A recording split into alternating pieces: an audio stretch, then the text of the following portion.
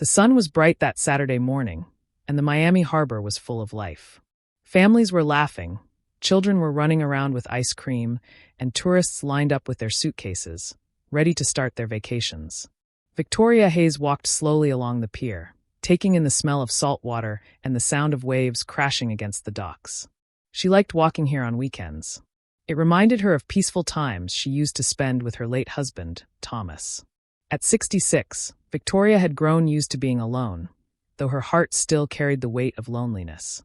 Her only son, Lucas, was grown now, married to Brianna. Victoria had always been generous with them, helping with their mortgage, paying off their debts, even covering some of their so-called emergencies. She told herself it was what mothers do. But lately she had noticed a change. Their emergencies seemed too frequent, their excuses too polished.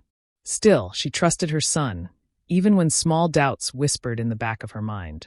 That morning, as she paused by the rail to watch one of the largest cruise ships prepare to board, something caught her eye. A tall man in a navy blue blazer, walking confidently beside a woman in a flowing silk dress. At first, Victoria thought it was just another glamorous couple. But then her stomach tightened. The man turned slightly, and she recognized his face. It was Lucas. Her heart jumped, both with surprise and confusion. What was her son doing here, dressed like that, with luggage that looked more expensive than anything she had ever owned? And the woman at his side, her daughter-in-law, Brianna, was glowing with excitement, pulling along designer suitcases, her wrist glittering with new jewelry. Victoria's first instinct was to call out, but something made her stop. Instead, she moved closer, careful to stay behind a group of tourists. She watched as Lucas and Brianna handed their passports to a porter, their smiles wide and relaxed. Then Brianna laughed and said loudly, almost as if she wanted the whole world to hear, "We're booked in the presidential suite, $30,000 for the week. My mother-in-law's name is on it." She has no clue. The words hit Victoria like a slap across the face. Her throat tightened, and for a moment she felt dizzy. $30,000? Her name? She quickly thought back to her recent credit card bills. She remembered unusual charges she had brushed off, thinking they were simple errors. She had been tired, distracted, unwilling to believe her own son would deceive her. But now the truth stood right in front of her. Lucas stayed silent beside Brianna, nodding along, not even flinching at her arrogance. Victoria's chest ached. It wasn't just the money. It was the betrayal, the idea that her own son would stand by while his wife mocked her, using her hard-earned money to buy themselves luxury. She wanted to scream. She wanted to march forward and demand answers. But instead, she stayed still. Her years of being a judge came rushing back. The discipline, the control, the way she had been trained to hold back emotion and think clearly. Her anger sharpened into something else, cold determination. Victoria stepped back from the crowd and turned away. Her hands trembled as she pulled out her phone. Her mind raced with thoughts. How long had this been going on? How much had they already taken? Did Lucas even feel guilty? But beneath the storm of questions, one thing became crystal clear. She would not let them get away with this. The sound of seagulls filled the air as she stood by a shaded pillar, her heart pounding. She glanced again toward Lucas and Brianna. They were laughing, holding hands, looking like a couple who had everything in life. To the strangers around them, they looked perfect, young, wealthy, carefree. But Victoria knew the truth. She tightened her grip on the phone. For years, she had believed her love and support would keep her family together. But at that moment, she realized love without respect only turned into weakness. And she would not be weak any longer. Victoria's eyes stayed fixed on them, her jaw firm. She did not know yet exactly what she was going to do, but she knew one thing for certain. This cruise would not sail the way Lucas and Brianna imagined. As Brianna tossed her hair and bragged to another guest in line, Victoria's heart finally steadied. She felt the old fire in her veins again, the one she thought had left her after retirement. It wasn't gone. It was waiting, and it was about to be unleashed. Victoria stood under the shade of a tall white pillar, her phone still in her hand, her breath sharp and uneven. The words Brianna had spoken echoed in her head like an insult that wouldn't fade. $30,000, my mother-in-law's name. She has no clue. For a moment, Victoria felt the sting of humiliation so deep it nearly knocked her to her knees. She had worked her entire life with dignity, saving every dollar carefully, and yet here she was, watching her son and his wife use her money like it was their plaything. She closed her eyes, forcing herself to calm down. Years in the courtroom had taught her one thing. Reacting in anger only gave the guilty more power. She remembered the countless times she had sat on the judge's bench, listening to defendants spin lies, watching their smug faces until the truth finally cornered them. She had seen that same smugness just now, on Brianna's lips, in her careless laugh, in Lucas's silence. Her heart whispered, "Don't yell. Don't argue. Strike where it hurts most, quietly." Victoria dialed the number on the back of her credit card, her voice steady when the operator answered. She explained that there was a fraudulent charge, a $30,000 booking on a luxury cruise suite. She gave her name, her details, her identification. Then she said clearly, "That booking was not authorized. I am standing here, right at the dock. Cancel it immediately." The operator hesitated only briefly before transferring her to the cruise line's management. Victoria repeated everything again, sharper this time, her judge's voice cutting through. Within minutes, the staff confirmed they were flagging the suite. "Thank you, Mrs. Hayes. We will take care of this right away," the voice assured her. Victoria hung up, her hand trembling slightly. For a moment, she wondered if she had gone too far. But then she thought of her late husband, Thomas. He had always told her, "Don't ever let people mistake your kindness for weakness." A soft ache filled her chest, but also strength. No, she wasn't too harsh. She was finally drawing the line. She glanced back at the boarding line. Lucas and Brianna were at the check-in counter now, handing over their passports with wide smiles. Brianna's laugh rang out again, loud and arrogant. To the staff, they must have looked like a glamorous young couple about to embark on a perfect vacation. But Victoria knew what was coming. The minutes stretched, slow and heavy. She watched as the clerk scanned their tickets, her expression changing from polite to confused. Lucas leaned in, speaking softly, probably trying to charm her. Brianna tilted her chin, looking impatient. Then another staff member appeared. Then another. Victoria's lips pressed into a thin line. She could sense it. The storm was about to break. A group of security officers walked over, their presence calm but firm. The passengers in line began to whisper, craning their necks to see what was happening. The clerk shook her head, and Brianna's face stiffened. She turned to Lucas, her voice sharper now, though Victoria couldn't hear the words. Lucas rubbed the back of his neck, his eyes darting nervously. Victoria's pulse quickened, but she remained where she was, half hidden behind a column, her face unreadable. It wasn't joy she felt, not yet. It was something colder, heavier. A justice long overdue. Brianna raised her voice, pointing toward her luggage, toward the ship, as if demanding to be let through. But the staff didn't budge. The security officers stood firm, and more whispers spread among the waiting passengers. Curious eyes locked onto Lucas and Brianna, their once perfect image beginning to crumble. Victoria could almost predict every step. She had seen it in court countless times. The proud ones who walked in thinking they could fool everyone, only to stumble when the truth caught them. Lucas tried to smile weakly, but it faltered. He said something, his hands moving quickly, desperate. Brianna shook her head violently, her face turning red with anger. The clerk said something to them firmly, showing papers on the screen. Victoria knew exactly what it was. The cancellation notice tied directly to her call. A strange calm washed over her. She could see the panic building in her daughter-in-law's eyes, the shame beginning to creep across Lucas's face. It was only the beginning, but already, she felt the scales tilting back into balance. As Brianna stomped her heel against the floor, arguing louder, Victoria turned slightly away, breathing deeply. She didn't need to hear the rest right now. She didn't need to shout, to lecture, to expose herself. The beauty of this moment was in its silence. She had set her plan in motion with one phone call. Now, all she had to do was watch. The cruise terminal buzzed with excitement. Families pulled children by the hand, couples took selfies, and staff hurried to guide passengers. But all that energy began to shift when voices rose at the check-in counter. People slowed down, their curious eyes turning toward the commotion. Victoria leaned slightly against the pillar, her gaze steady. She could see everything clearly. Lucas stood stiff, his hands half raised as if to calm Brianna. But Brianna was not calm. Her voice grew louder with each passing second. "This is ridiculous," she snapped, her tone sharp enough to cut through the entire hall. "We booked the presidential suite.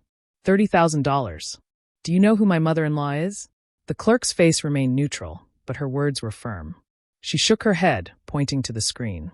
One of the security officers leaned in, speaking quietly, but Brianna threw her hands up dramatically, as if she were the victim. The whispers around them grew.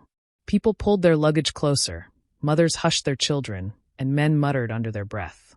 Everyone wanted to know what was happening. Lucas tried again. He leaned over the counter, speaking softly, probably begging them to fix it, to let them through. But the clerk shook her head once more. Then, with a small wave of her hand, she signaled. 2 more security officers walked over. Victoria felt her chest tighten, her breath slow.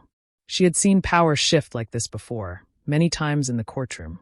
At first, the guilty always looked in control, as if nothing could touch them. Then, with just a few words or a single piece of evidence, the ground beneath them cracked. And here it was, happening to her own son and his wife.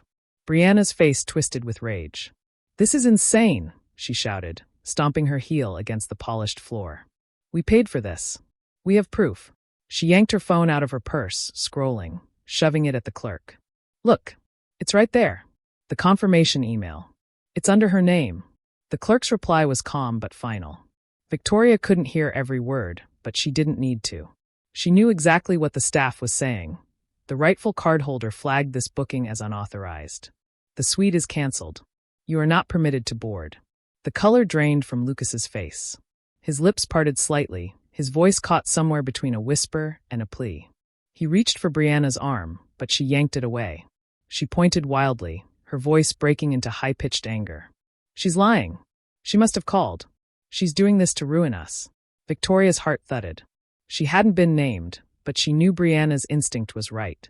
Brianna always had a way of sensing when her games were over. Passengers nearby began shaking their heads. Some laughed under their breath. Others pulled out their phones, pretending to check messages, but angling the cameras just enough to capture the scene. The perfect couple who had walked in minutes ago now stood exposed, their image shattered. Lucas rubbed his temples, muttering something to the officers. His body sagged, his shoulders hunched. He no longer looked like the confident man who had walked into the terminal. He looked like a child caught in the middle of trouble, ashamed but powerless to stop it.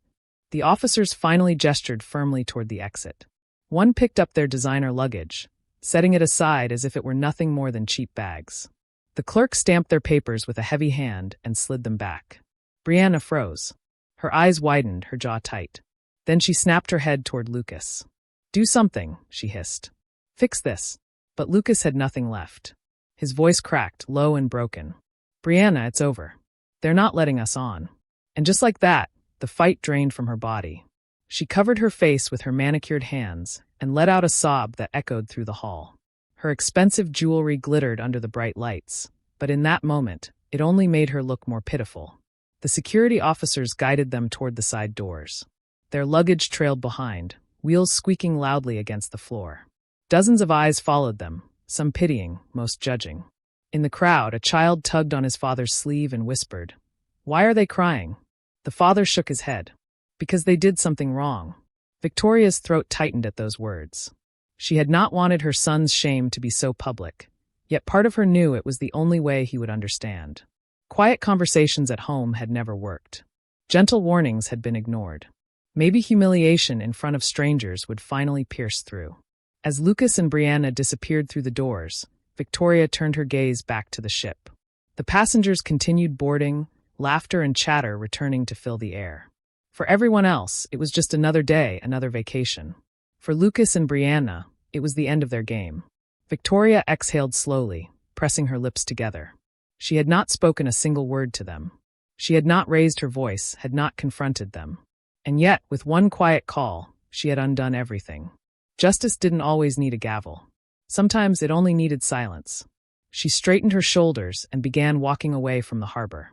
The sound of waves echoed in her ears, but it was not calming anymore. It was sharp, steady, like a drumbeat reminding her of what she had done and of what was still left to do. Because she knew this wasn't the end. Lucas would come. Brianna would rage. They would try to twist the story to make her the villain. But Victoria was ready now. For the first time in years, she felt like herself again. The night was quiet in Victoria's home. The ticking of the old clock on the wall was the only sound in the living room. She sat on the sofa, a cup of tea in her hands, staring at the untouched liquid. Her mind replayed the scene from the harbor again and again. The shock on Lucas's face, the fury in Brianna's voice, the way the crowd had turned to watch them being escorted out. She didn't feel joy. Not yet. What she felt was heavy. The kind of weight that comes after years of ignoring signs, after years of pretending not to see what was right in front of you. Tonight, there would be no pretending. The doorbell rang sharply, breaking the silence. Victoria set down her tea and walked to the door. When she opened it, Lucas stood there. His face was pale, his eyes red, and his clothes were wrinkled as if he had been pacing for hours. Behind him, Brianna's voice carried from the car parked on the street. She didn't even bother to get out. "Mom," Lucas began, his voice cracking, "we need to talk." Victoria stepped aside. "Come in." He entered quietly, his steps slow, his shoulders hunched like a boy caught stealing. For a moment, he didn't speak. He looked at the floor, then at the couch, then finally at his mother. "Why did you do that? Why would you embarrass us like that?" Victoria tilted her head, her voice calm but firm. "Why did you steal from me?" Lucas flinched. He opened his mouth, but no words came. She didn't give him time to recover. She walked to the side table and picked up a folder she had prepared earlier. Inside were her credit card statements, neatly highlighted. She placed them on the coffee table. "These," she said softly, "are months of charges you made. Small at first. A few hundred here, 1,000 there. I thought I was mistaken. I wanted to believe my son would never do this to me. But today you proved me wrong." Lucas's eyes darted to the papers, then back to her. His lips trembled. It was Brianna she wanted. Victoria raised her hand. "No, don't blame her. You let it happen. You stood beside her and stayed silent while she mocked me. Silence is as much betrayal as action." Lucas sat heavily on the couch, burying his face in his hands. "I don't know what to say." From outside, Brianna's voice rose, impatient and shrill. "Lucas, what's taking so long? Tell her to fix this." Victoria's lips curled into a bitter smile. "She still thinks I will fix it for her." She sat across from her son, her voice steady. "Listen carefully, Lucas. This ends today. I will no longer pay your bills. I will no longer cover your mistakes. If you want to live in luxury, you will earn it yourself. If Brianna wants diamonds and first-class cruises, she will have to find a way without me." His head snapped up, panic in his eyes. "Mom, please, if you cut us off, we'll lose everything. The house, the car, Brianna will." Victoria leaned forward, her eyes sharp. "Then maybe you'll learn what it means to stand on your own. I raised you to be strong, not to hide behind me while your wife drains me dry." Tears pooled in Lucas's eyes. For the first time, he looked less like a grown man and more like the boy she once carried in her arms, desperate for comfort. But Victoria didn't soften. The years of disappointment had hardened her heart. "You have a choice," she said quietly. "Grow up and take responsibility, or continue down this path and lose me forever. I will not watch you destroy yourself, and I will not be your victim." Lucas's lips quivered, but he couldn't answer. Outside, Brianna honked the horn, furious. Victoria stood, walking to the door. She opened it wide and looked at her daughter-in-law sitting in the car, her arms crossed. "Brianna," she called, her voice clear in the night. "It's over. No more money. No more games. If you married my son for comfort, then I'm afraid you'll soon be disappointed." Brianna's eyes narrowed, her face twisting in anger. "You think you can scare me? Lucas needs me. He'll never." But before she could finish, Lucas stepped outside, his face pale. "Brianna, she's right." The silence that followed was heavy. Brianna's eyes widened, disbelief flashing across her face. "What did you just say?" Lucas swallowed hard, his voice trembling. "We can't live like this anymore. We can't keep taking from her. If you want to stay with me, it has to be different." Brianna's mouth fell open, then twisted into fury. "You're pathetic," she spat, slamming the car door open. She stormed out, her heels clacking against the pavement. "If she cuts us off, I'm done. I didn't marry you to be poor." And just like that, she marched down the street, disappearing into the night, her anger echoing behind her. Lucas stood frozen, his body shaking. His eyes filled with tears, but he didn't chase after her. He turned back to his mother, broken and ashamed. "Mom, I don't know what to do." Victoria stepped closer, her voice gentler now but still firm. "You start over. You learn what it means to work, to earn, to live with dignity. You'll struggle, but it will make you stronger. And if you choose wisely, you'll find people who love you for who you are, not for what you can give them." For the first time in years, Lucas nodded slowly. His shoulders dropped, and a strange kind of relief spread across his face. as if the heavy mask he had been wearing finally fell away. Victoria watched him, her heart heavy but steady. Tonight, she had lost the illusion of the son she thought she had. But in its place, maybe, just maybe, she had planted the seed of the man he could still become. She closed the door behind them, the night wrapping around the house. For the first time in a long time, she felt peace. Justice had been served.